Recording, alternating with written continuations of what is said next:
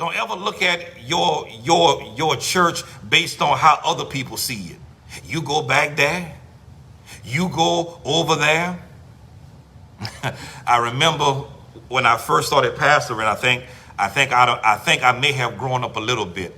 Some people used to tell my members, y'all got that little boy back there preaching to y'all.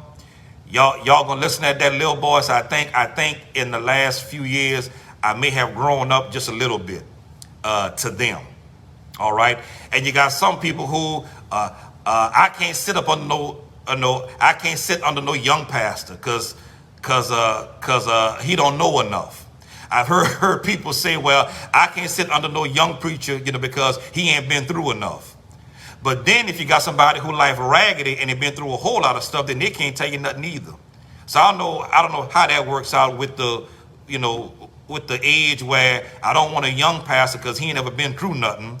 But then I don't want an old pastor because he ain't been through enough. Then he ain't lived life, but then you got another one who life too raggedy. But then they say that,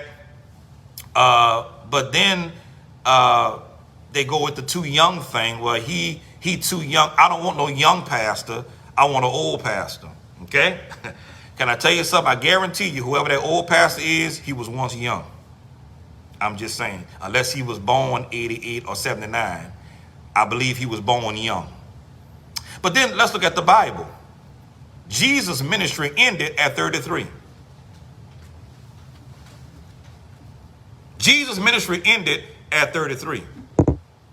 At 12, as some of you, would call a little boy, he was teaching teachers. David, who wrote the 23rd Psalm, y'all might want to stop reading that then, because he was young when he wrote the 23rd Psalm.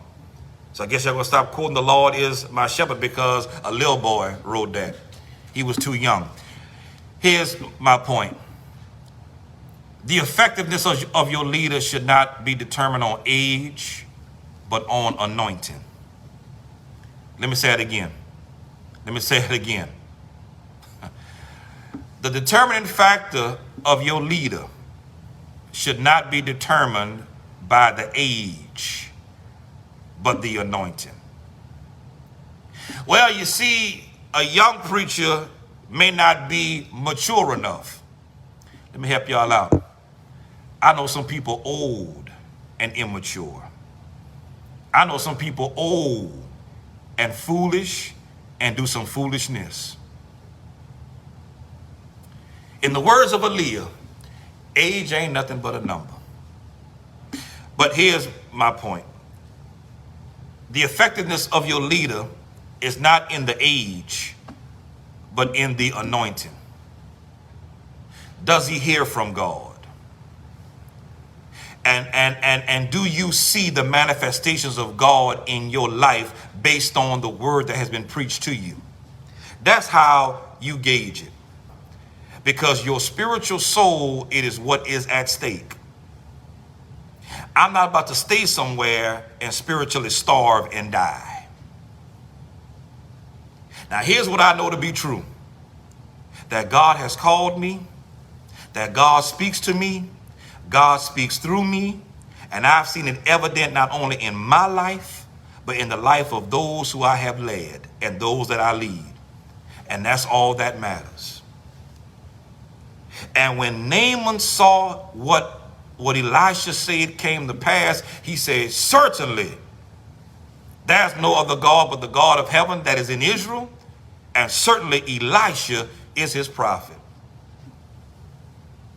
I'm going to say this here, and this is not arrogance, but this is the truth. There is no other God but the God of heaven in whom we serve, and I'm telling you, Devin K Mason is one of his. I can't speak for nobody else. I ain't going to talk about nobody else. But here's what I know. He speaks to me.